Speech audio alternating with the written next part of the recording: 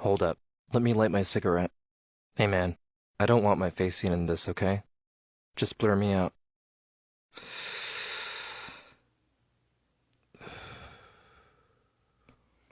Alright, I'm ready.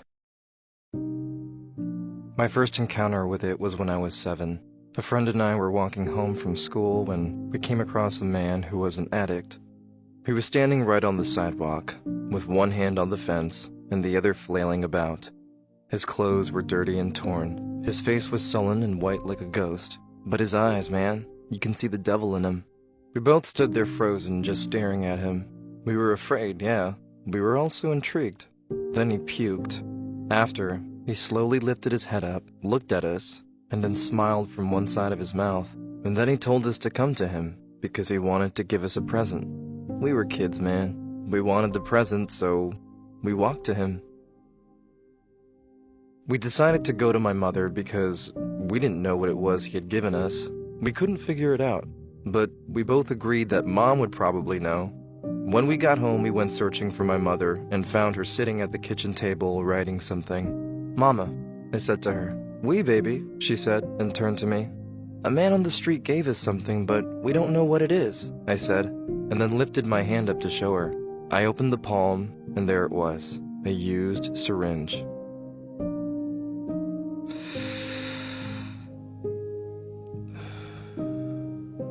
Horrified?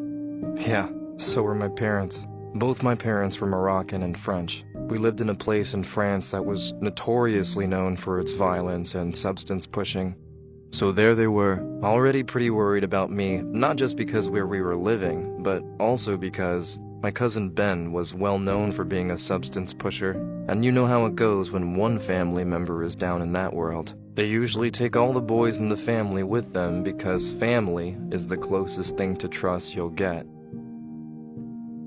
So I show up at home with the syringe in my hand at 7 years old.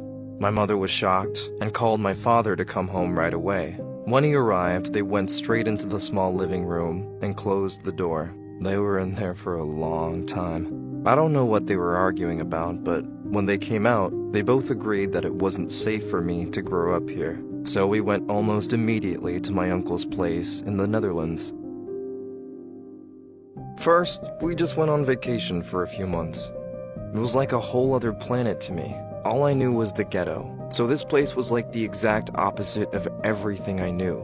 It was so beautiful and so peaceful. There were no bullets firing in the streets every night, no substance pushers, no fighting. All I could see were children playing safely on the street. We visited more often, and my father had, in the meantime, applied for a residence permit. As soon as we got it, we stayed. Going to school there, I was a bit of an outcast. It was just a drastic change from where I was from. I was always getting into trouble, and I chose to solve my problems with violence rather than words. But still, I got by pretty well, especially in school. I was 13, and the year we got our Dutch nationality, my parents decided to go back to France to visit my aunt for the summer. That was the summer that changed everything. When we arrived at my aunt's house, Ben was also there. We were all outside and playing soccer with the brand new ball I just got as a gift. There was also a new boy on the other team that I had never met before. When they lost, he became aggressive and snatched the ball. My ball. I got angry and asked him to give it back, but he refused. What? I didn't know what else to do. My cousin Ben was sitting and watching the whole thing from the front seat of his black car. Then he called me over and he told me, "If he takes your ball, I'm gonna beat you. So if I were you, I'd beat him and get the ball back." I was so scared of being beaten, so I marched over there, and before he could say anything, I kicked him in the stomach and then punched him, square in the face. And I didn't stop there. I kept punching him on and on until I was tired. Then I picked up my ball, went inside the house, and sat down, in complete shock. What had I just done? Suddenly Ben came in and put his hand on my shoulder and said, "You did the right thing." I answered him, "The right thing? How can violence be the right thing?" He grabbed my phone and put his number in it.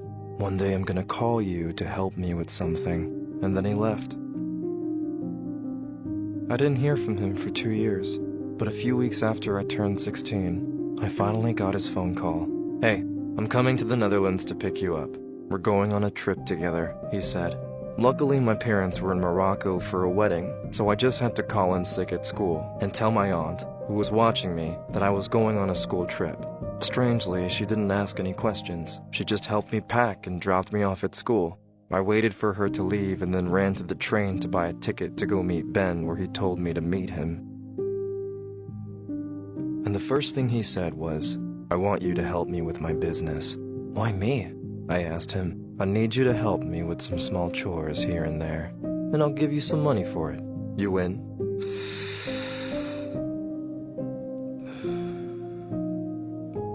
I was just a kid that knew nothing of the world. Look, I wasn't the type that wanted respect or toughness or anything. I just did it because I wanted the money.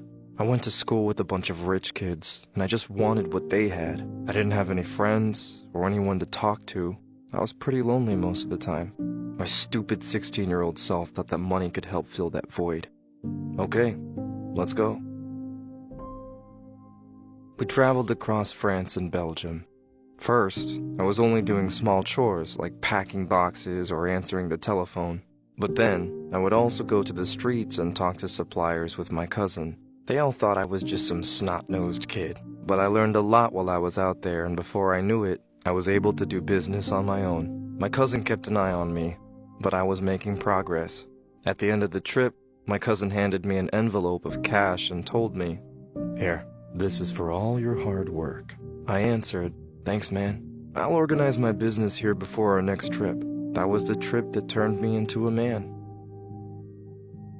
When I got home, my father was standing in the doorway. He had been waiting and was angrier than I have ever seen him. "Where have you been? You lied to your aunt, you lied to me, you lied to the school. Do you know what you have done? Because you missed your tests, you're not going to pass this year, and you have to repeat a grade. I can't believe you would behave so irresponsibly. Give me your phone." I handed my phone to him. "Where were you?" he asked me. I decided to just tell him. I went on a trip with Ben. He just looked at me in silence for so long. He was in shock. "From now on, you will go straight to school and then straight home. Do you hear me? No more going out, no more internet, and you will never contact Ben ever again," he demanded, then threw the phone on the ground, shattering the screen, and stepped on it. I stomped up to my room furious because he didn't understand how hard it was for me to lead a normal life. He just didn't understand the world and the business I was getting into. I decided I had to do my best so that I could contact Ben again. So, I worked really hard in school and got great results all the way until the 4th year in high school. By this time, my father finally started to loosen his grip on me. So I convinced him to let me go to France to visit my aunt, and he hesitantly agreed, as long as I called him every day so he would know what I was doing. But I told my cousin I was coming for the whole summer, and when I arrived, I got back in like I had never left. It was business as usual. Before I knew it, something inside me had changed. One day, I got into a heated argument with one of the suppliers, who was refusing to send us what he had promised. I was so furious that at one point, I just couldn't see straight anymore. I reached for a weapon and lunged it at him twice in the chest. After I did that, I looked at my stained hands in complete shock.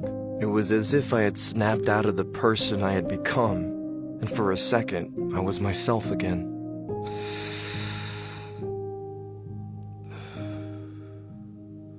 And then I ran. I got home, washed my hands, and sat on the edge of my bed with my head in my hands. I told no one what I had done, but I was lucky because he was just a small supplier and had no one backing him up. I realized after how things could have gone horribly wrong. I could have ended him. He could have ended me. I could have started a war. More people could have died, all just because I didn't think for that 1 second. Just because I wanted to prove something. I decided to go back to the Netherlands, and I told my cousin I would take care of our business there while he handled France.